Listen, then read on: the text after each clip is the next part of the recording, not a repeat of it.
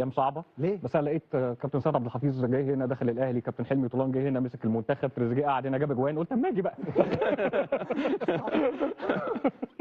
كده انا فهمت. كده انا فهمت. شوف بقى هتسلك وهتحلو وهيبقى شوف تريزيجيه قعد القعده دي كان مصاب جون، انا عايز جون والله كان مصاب. الاجوان عماله تلف وراح لعب في الجيش الملكي ادى في الاجوان وبص والدنيا بص زبادي خلاص. انا قلت اجي. لا تعالى انت بس مالكش دعوه، انت منورنا ومشرفنا. الجينيوس حبيبي نفسك في ايه يا جينيوس انت؟ الحمد لله محجره معاك والمشكله انها محجره معاك وتاخدني في ايدك. شد حبيبي سيبني عشان انا كنت ماشي كويس. انت حبيبي سيبني انا كنت ماشي كويس وربنا معاك. فك ايدك من ايدي. انا معاك. منور يا جينيوس. حبيبي يا ايمو. ازيك يا عم عماره؟ ازيك يا هيمو؟ بيه ابن بيه. ما باركتش انت برضه. لا ابارك لك على ايه؟ لا لازم. ما باركتش. ابارك لك على ايه؟ الحق يا زيزو. عادي عادي عادي. الحق ماتش الحق ماتش والله ماتش عادي. ايوه ما هو مش ماتش عادي. لا مش هو ماتش عادي ولا مش صايمه وبالرأفة. انت شفت الماتش؟ الرأفة بصراحة. الرأفة بصراحة هو كان 4-5. ايه مش عارف ما تقول حاجه يا برنس. مش لاقي له حاجه ولا بس اقول لك مبروك مش من قلبي. وماله؟ ازيك يا شابو؟ ازيك يا باشا؟ عامل ايه يا حلو؟ الحمد لله وحشني. مالك؟ لا مفيش، لسه بفتكر موضوع برشلونه، افتكرت اراوخو بس حسيت كده اللي هو ما دي عادي اتطرد والدنيا حلوه. لا هو محتاج شهاده معامله اطفال هيبقى كويس، بس عنده مشكله كده بس انت مش رايق النهارده، الشاي بلبن لبن قليل النهارده. لا تمام والله، بس يعني بجمع بس اللي حصل في الماتش، ان الماتش فيه حاجات كتير قوي، كان في سكينه معجون طلعت وفي واحد حدف سيفون والماتش شغال. حاجات كتير كتيره. بحاول افهم ايه اللي حصل في الماتش، ان من بعد الدقيقه 60 بعد ما هي جاب الجون الماتش ما اتلعبش تقريبا. يلا بينا هنتكلم في كل التفاصيل دي، انما نرحب بابو الفوارس. ابو الفوارس يا عسليه. هيما يا حبيبي، يعني انا كنت شايل هم ان اعرف اكل من التورته بتاعت كابتن فايز، بس وشه حلو وكل سنه وانت طيب يا كابتن. انا شايف يا حبيبي وانت طيب يا حبيبي. هو اكلها احنا لسه ما اكلناش. لا حضر، ما انا لو نتيجه سلبيه انا كنت هقضيها فرجه. مش لا ليه سلبيه؟ ليه الاهلي عمل ماتش حلو. لا النهارده كده زي الفل. منور ابو الفوارس حبيبي يا هيما. طيب دايما معاك. يلا بينا نفتح الفتحه. بسم الله الرحمن الرحيم. الاهلي عمل ماتش جامد جدا جدا، وجموديه الماتش مش بس بتيجي منك انت كفريق وكمدير فني وكل الكلام الحلو اللي احنا بنقوله ده، انما كمان انت بتلاعب خصم صعب جدا جدا على ارضه وسط جمهوره وجماهير المغرب عموما في المطلق وجماهير الجيش المملكي. الجيش الملكي النهارده ادي كنتوا شايفين من الدقيقه الاولى من الثانيه الاولى للثانيه الاخيره فتشجيع كبير جدا جدا. الاهلي اجاد في هذه الليله. اشعر انه الراجل بدا يحط ايده كويس قوي، يسترب بدا يحط ايده كويس قوي على مفاتيح لعب النادي الاهلي، بدا يفهم لاعيبته كويس. لعيبه النادي الاهلي بدات تخش اكتر في المود الفني والبدني اكتر في استيعاب اللي الراجل عايز يقوله. انت النهارده بتحس ان النادي الاهلي ما بيلعبش بره ارضه، يعني مش هو ده الاهلي بقى بجد، يعني هو ده الاهلي بجد. يشيل بقى شويه الايام الركش اللي فاتت ديت، لا هي دي الشخصيه اللي انت دايما بتتكلم عنها وبتستناها في النادي الاهلي. ده بادئ ذي بدء. نتيجه 1-1 نتيجه جيده، لكن هل كان يستحق الاهلي اصلا انه يخش مرمى هدف على صعيد ضربه الجزاء؟ حمصي ضربه جزاء كفته، فتش الراجل قبل ما تجيله الكوره. انا ما بتكلمش دايما في الحاجات اللي فيها تحكيم الا اذا كانت حاجه سهله تبان للعادي، يعني مش محتاجه تفصيله قانونيه فنقوم نسال الناس ويقول له طب هو لما راح جت فده التنفيذ، لا ما فيهاش. الراجل عام ايده كده والكره متشاطه عامل كده، طب نعمل فيه ايه؟ طيب رابطينه بسلاسل نقطع له ايدين الاثنين ونعملها ايه؟ شوفوا لنا حل. يعني لو في حاجه في القانون بتقول ان اللعيب نقطع له ايدين الاثنين انا تمام. ولحد امتى؟ انا بتكلم على الانديه المصريه وبتكلم وبخصص النهارده على النادي الاهلي تحديدا. لحد امتى هيبقى التحكيم بالشكل ده ويمارس عليه ضغوط، وبالتالي انت النهارده تتفرج في ارضيه الملعب كابتن وليد صلاح الدين لقى سكينه معجون اتحدفت على مصطفى شوبير. سكينه معجون بجد، هات الصور قربها، سكينه معجون. طب ايه بقى يا جماعه؟ طب مستنيين ايه بقى؟ يعني انا الحقيقه دايما هفضل اقول انه في الامور اللي شبه كده ما فيهاش مواربه، احنا بنتكلم على حقوقنا. يا عم انا اتعادل، يا عم انا اتغلب، يا عم انا اعمل ماشي بقى في الملعب حلو وحش، دي حاجه انا اقيمها انا فنيا، بس لما يبقى ليا حق اديهوني. اتغلب 80-0 يا عم انت مالكش دعوه، يعني ما تقولش انت النهارده كنت وحش يا عم انا حر ابقى وحش. ده بقى على فرضيه انه اذا افترضنا ان الاهلي كان وحش، لكن الاهلي ما كانش كده. طيب الاهلي كان يقدر يكسب، كان يقدر يكسب لو الجون ده او ضربه الجزاء. طيب احنا بنتكلم هل مشروعيه ضربه الجزاء ولا لا؟ طيب انا هاخد راي الكباتن. انا قلت رايي اللي انا شايفه ان يشوف المشاهد العادي، يعني ما فيهوش افتكاسات. طب خلاص خلصنا من كده. طب اتفرج على التنفيذ. ايه بقى؟ 900 لعيب معديين منطقه ال 18. هات بقى اي حد واساله قول له ايه بقى ايه ده؟ طب تتعاد طيب الكوره؟ لا ما تتعادش الكوره، احنا مش من هنا، احنا مش شايفين. ويلا مبروك ويلا بينا ويلا واتبسطنا ويلا والجون دخل ويلا نفرح كلنا. هفضل اسال مليون مره لحد امتى هيفضل التحكيم الافريقي بهذا الشكل في ماتشاتنا الافريقيه؟ لحد امتى؟ لحد سنه كام؟ تاني انا حر يا عم، العب وحش اتغلب، انا حر احاسب على مشاريبي، بس لا ضربه جزاء اخدها، عليها ضربه جزاء مش حقيقيه يبقى خلاص. وصلت؟ طيب نخش في الماتش، نخش في فنياته، بس نسال على ضربه الجزاء وهنسال على مشروعيه التنفيذ. ضربه جزاء ولا مش ضربه جزاء؟ لا ارجوكوا بقى حدش يتاثر برايي، انا اقول اللي اقوله قولوا عكسه. طيب نقول القانون. انا عايز حد يقول عكس الكلام اللي انا قلته. هل انت من المؤيدين ليه؟ طب القانون بيقول ايه؟ بيقول لك لو الايد كبرت جسم اللاعب تتحسب ضربه جزاء. الايد كبرت جسم اللاعب؟ لا، قولا واحدا الايد ورا ظهره، فبالتالي ما كبرتش جسم اللاعب، فبالتالي مش ضربه جزاء. لو يجيب لك الاعاده وهو بيجيب لك الاعاده، يجيب لك الاعاده خارجه من رجل اللعيب خلاص، وهي بتخرج ويقول لك بص ايده جنبه يا جدع، ما تصبر يا جدع، وهو الكره ماشيه، هو الراجل بيعمل ايده كده الاثنين، لا جاب لك اللقطه وايه والكره رايحه في الطريق، شفتوها دي ولا ما شفتوهاش؟ فيجيبها لك وهو يقول لك اصل هو فاتح ايده، ايوه لما الكره راحت بقى هو كان عمل ايه؟ كان وصل انه عمل ايده كده ورا ظهره. فانا بالنسبه لي مش ضربه جزاء اطلاقا، يعني حتى مش فيها شك، لا هي مش ضربه جزاء، لان هو ديانج حاطط ايده ورا ظهره، فالقانون واضح وصريح ان هو ما كبرش جسمه، ما كبرش المكان بتاعه ان هو يمنع الكره، فبالتالي مش ضربه جزاء. طيب زيزو، يعني انت عارف ان انا ماليش قوي في الحاجات بتاعت التحكيم دي يا بيه ولا انا؟ بس احساسي يعني ان هي كده. انا ما اعرفش بقى ضربه الجزاء لما اتنفذت هي ما اتعادتش عشان هي اتصدت مثلا، فدخول الناس هنا كده ما اثرش ولا لا، مش عارف بصراحه. يعني دي حاجه من الحاجات برضو اللي انا مش عارفها. طيب يعني هنقول ايه، انك تتحفظ على رايك عشان خاطر مش عايز تخش في حته تحكيميه. يعني مش بتاعتي قوي، بس بتاعتك. مش شايف ان ديانج كان فارد ايده يعني. حلو.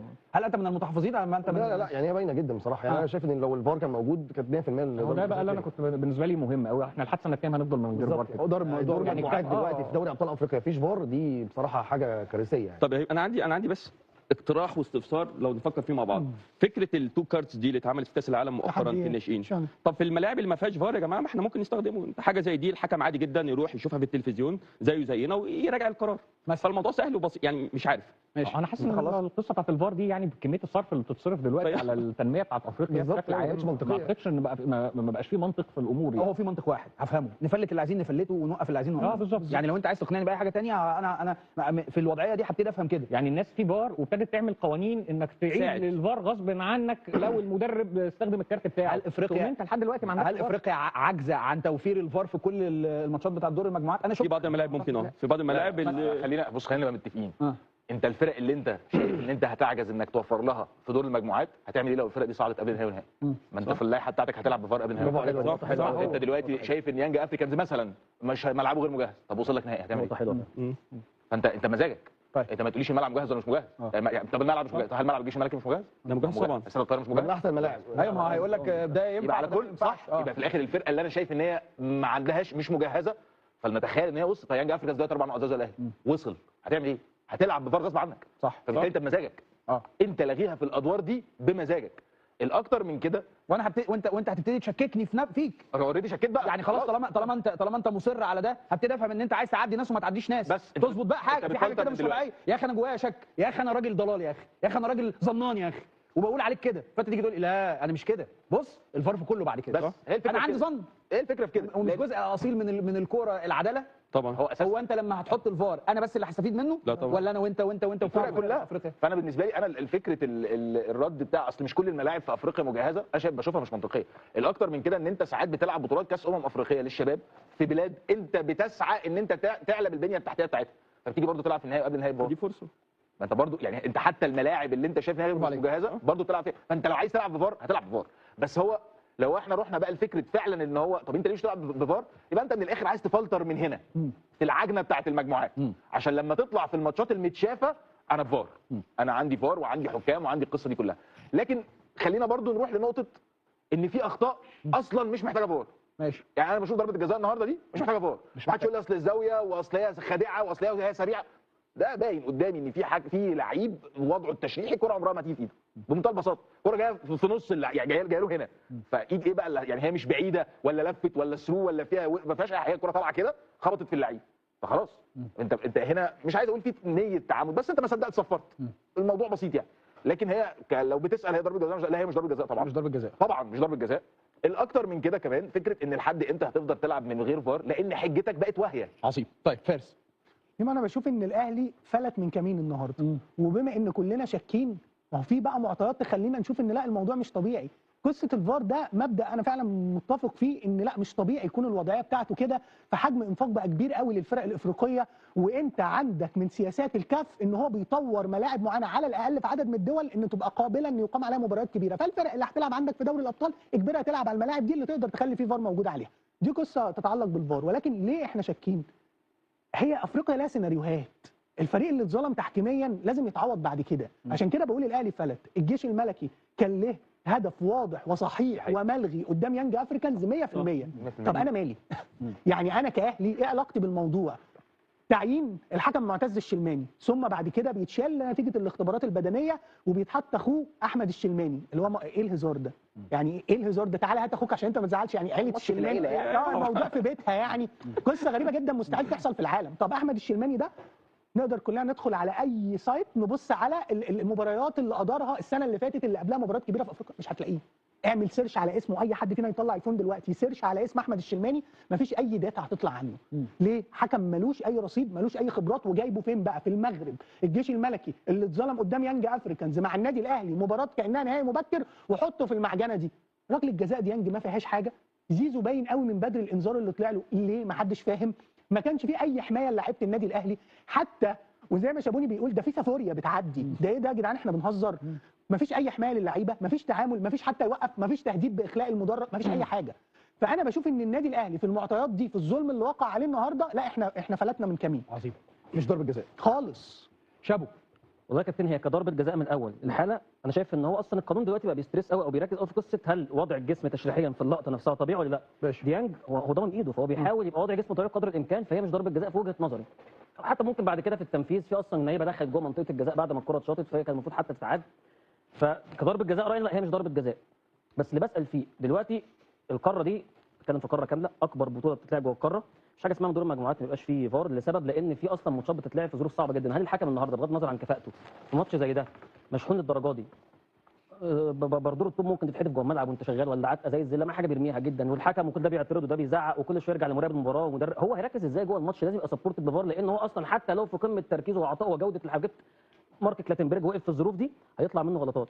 ففكره ان انت حتى مش مراعي ان الكره الافريقيه طبيعه الجمهور فيها اصلا عنيف، فانت ده اكتر وادعى ان انت في دور مجموعات لازم يبقى فيه فار، لان اصلا ده الدوريات المحليه دلوقتي بقى فيها فار. انت بتتكلم ان حجم الانفاق في ده انا ما بكلمكش بقى تجيب لي في الكونفدراليه مثلا، مع ان المفروض تعمل كده برضه، بس اكبر بطوله بتتلعب للانديه جوه القاره وانت مش عارف تجيب فيها فار. انا برضو بميل لوجهه نظر حضرتك والناس اللي اتكلمت ان هي فيها حته برضو حاجه مش مفهومه. يعني برضو لو كان الزمالك بيلعب ورايحين نلعب بره ارضنا في ظروف زي دي ومفيش فار، انا اهو ايه ده يا جماعه ده انت حتى ما كانش فيه فار يرجعوا يبصوا عليها فيقولوا ان وضع جسمه لا يبدو طبيعي، ده والناس دخلت يعني كميه مخالفات حصلت، لعبت ضربه جزاء، وكان في على فكره قرارات جدليه بعد كده حتى على الفرقتين. الحكم تحسوا بقى ان يلعبوا يا جماعه، عامل ايه؟ ظروف صعبه جدا، يا رب الماتش يكمل. في نقطه كمان في موضوع الفار يا ابراهيم، هي دلوقتي انت احنا لسه شايفين مثلا من فتره فاكس اللي هو خلاص تم اعتماد ملعب برج العرب لاستضافه المباريات في افريقيا، صح؟ فبالتالي انت عندك اشتراطات. طب احنا في كاس العالم لعبنا كام فرقه بره ملعبها عشان ما عندهاش اشتراطات؟ خلاص الفرقه اللي ما عندهاش اشتراطات انقلها في ملعب فيها اشتراطات. موضوع بسيط، يعني انت عايز تحلها تحلها. خلاص الفرقه دي ما عندهاش اشتراطات، اصل ايه اشتراطات الفار اصلا بقى عشان نبقى متفقين؟ 6 كاميرات بس خلاص، ده اقل حاجه. 6 كاميرات. ملعب يشيل 6 كاميرات، لان الفار اقل حاجه 6 كاميرات. ما اعتقدش ان في ملعب في اي حته ما يشيلش بس خلاص بس. طب الملعب ده ما يشيلش 6 كاميرات، يبقى خلاص ما استوفاش شروط المشاركه في البطوله. شوف ملعب تاني، ملعب تاني جوه البلد، ملعب تاني في بلد تانيه. ما احنا في تصفيات كاس العالم لعبنا كل الفرق بره ملعبها باستثناء بوركينا تقريبا. انت لعبت كله بره ليه؟ لانه ما عندوش اشتراطات. صحيح. وحتى كمان انت لو تيجي تقعد تركز هتلاقي كنا المفروض هنلاعب مين اخر ماتش في جيبوتي. برافو عليك. المغرب. ولعبناه في المغرب لان عندها ملاعب فيها مشكله. فانت شايف ان مفيش اشتراطات. لا جيت على دي صحيح. زي ما انت بتتكلم على دوله بحجم المغرب مش عارف توفر ملاعب. انت بتعرف تعمل ده بس مش عايز تعمل ده. دوله بحجم المغرب فعلا انت مش عارف توفر فيها ملاعب يتلعب فيها ماتشات. لا المغرب عندها بنيه تحتيه رهيبه. ده هم اكتر دوله اشتغلت على الموضوع ده. لا المغرب تقدر تستضيف اي بطوله عشان بس ان الواحد يبقى منصف. المغرب تقدر تستضيف اي بطوله، عندها بنيه تحتيه كبيره جدا جدا. هي مشكله الاتحاد الافريقي مش مشكله المغرب. طيب نروح ناخد عدد واحد فاصل في السريع منه، وبعدين نخش في التفاصيل في الديتيلز فيما يتعلق بالماتش والكوره والفنيات وبيان النادي الاهلي الخاص برمضان صبحي، لان ده موضوع مهم جدا جدا. هنتكلم في حاجات كتير، بقول لك حلقه النهارده دسمه جدا. فاصل ونرجع.